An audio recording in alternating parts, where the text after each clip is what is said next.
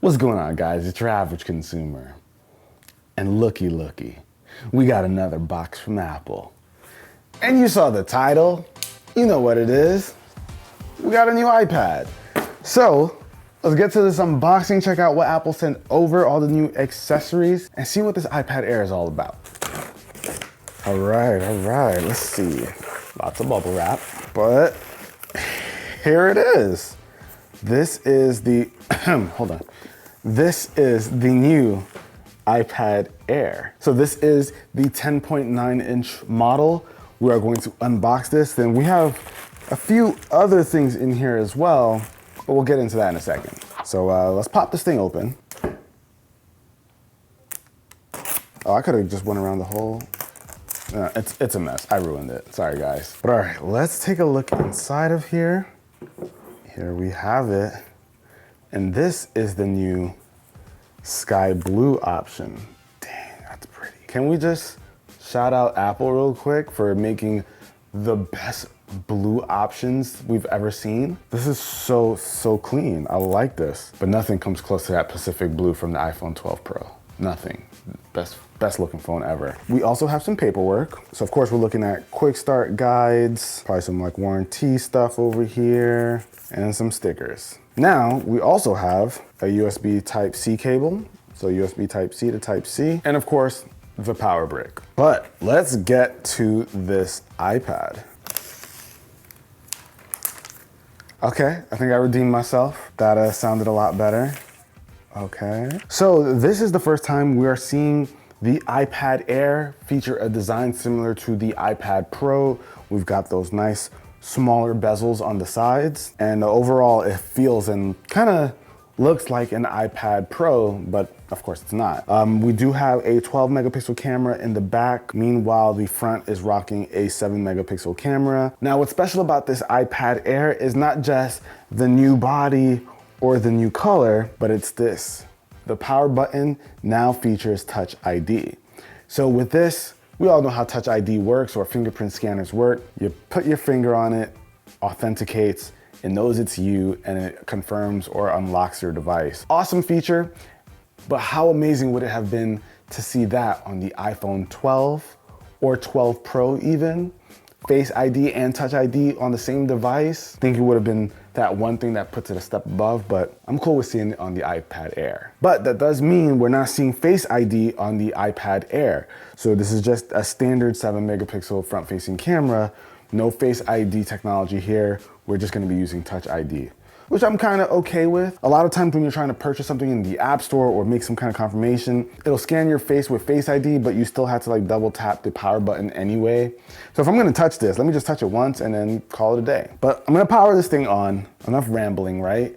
Boom. So we're gonna go through the entire setup process, but if you aren't familiar with the iPad Air, this thing is rocking Apple's A14 Bionic processor. So it's the same exact chip that we're seeing with the iPhone 12s, which means you're gonna get a lot of power out of this guy, which makes me kind of interested in seeing what we're gonna see with the new iPad Pros. So it's gonna be fun to test this out and put it through its paces. Oh, nice. That's a nice little screen here. It's running iPad OS 14. We'll set this thing all up. We're gonna go over everything that makes this thing special and how it performs later on in this video, but we got a few more things in the box that we gotta check out. Let's see what else they sent us in the box. So we got the Apple Pencil 2. So with this guy, we'll be able to strap it right on to the iPad Air right over here. Let's just pop it open. Don't we all? So we got our Apple Pencil over here, strap it right on. So it's nice to see that support come to the iPad Air. And we also got a few other things. We've got the new Magic Keyboard. So now this thing will fit on the 11-inch iPad as well as this iPad, the iPad Air. So yeah, they both work for the iPad Pro 11-inch and the iPad Air, the new iPad Air. And I don't know about you guys, but if you're an iPad user, you gotta get the Magic Keyboard. It's honestly a game changer. I love mine on my iPad Pro. So seeing it come to the iPad Air is really dope. You get a straight up keyboard over here as well as a trackpad. So you can go ahead and use this similar to how we would use just like a regular laptop. But we also have this guy over here, a smart folio case, and in blue to match the blue iPad Air. And this is what we used to see back in the day. Oh, this thing looks, man, Apple's blue products, man, I will say, right? So you pop it on here, boom. And with the Smart Folio keyboard, you can of course prop it up in all kinds of ways. You can do it like this even. So yeah, those are the different cases. This is the iPad Air. Let's talk about it a little bit more. All right guys, so been using this Air for a bit now. And as a daily iPad user, I use my iPad Pro every day. I got some thoughts on the Air.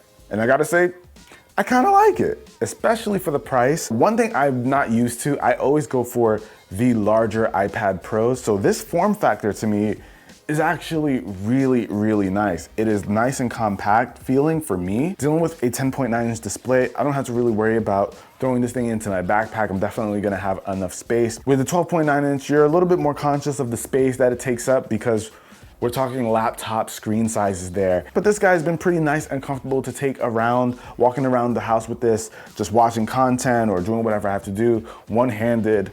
Not a problem whatsoever. So I definitely like the size. I like the edges. I like the small bezels on the screen. This is what an iPad should look and feel like. And I like the color too, you know? Try to do a little blue thing here today. But I tend to walk around with it with this guy right here, the Magic Keyboard. So it's a little bit heavier. You throw this thing on it, but because, okay, why am I acting up with this? But I usually throw this thing in the Magic Keyboard. So walking around with this adds a little bit more weight, but definitely not an issue. If you don't want anything heavy and you don't need a keyboard, you could just get one of the nice Smart Folio cases that we also got in the unboxing.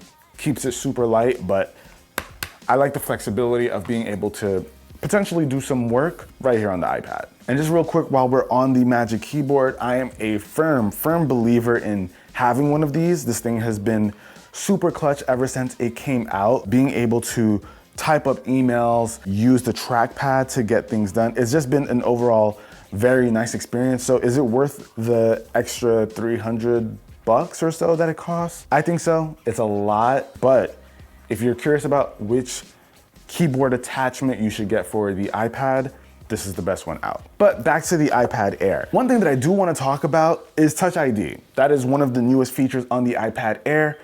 And I gotta tell you guys, I love it. It makes getting into the iPad super easy. Well, you do have to rest it there. It makes it super easy. You just put your finger down, pops it open. Seamless experience. I think it's even more seamless on the iPad than the Face ID because you're, like I said, one movement and you're in versus the iPad where you press it, it scans your face and you swipe up. You know, it's like two inputs versus one. Now, one thing I will say, a word of warning, if you pick up the iPad Air, make sure when you first scan it, when you first scan your fingerprint, that you do a good job of getting all of the sides of your finger because as you can see, it's a pretty small surface area.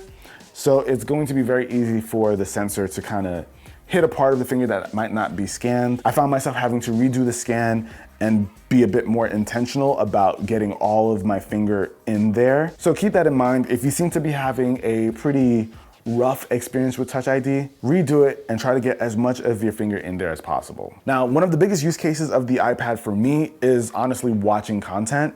And watching content on the iPad Air is just as enjoyable as the Pro, although I'm used to the 12.9, so it's a bit of a smaller version of that because you got a smaller screen.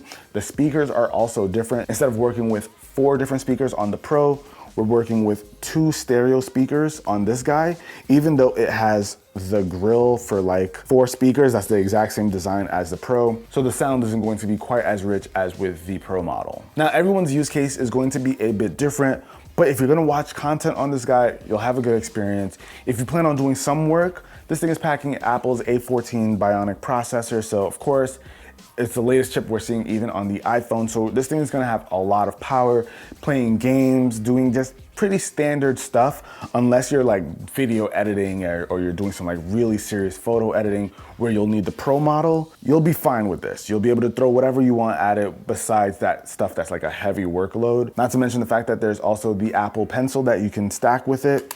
So if you wanna go ahead and do some like drawing or something like that. Whatever your use case may be, this thing is going to be able to handle a lot. So unless you're already a pro and you know you need access to, I keep looking over here because my pro is over here, guys. In case you're already a pro and you need pro features and power, this guy is going to be what you want. Now for me, battery life, not an issue. You get 10 hours.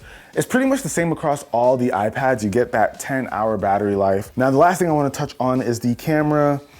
You got a 12 megapixel shooter in the back. It's nothing crazy, but if you're rocking an iPad, chances are you're not gonna be taking a lot of photos. It definitely gets the job done. If I take a picture of Jay over here, you guys can see for yourself. Definitely a solid photo, especially if you're like outside, outdoors, and you're trying to take a picture of something. It'll do the trick, but chances are this is not gonna replace your camera on your phone. The iPad Air is definitely a solid buy. It starts at 64 gigs at $599, 256 gigs at $749, 64 gigs at $600.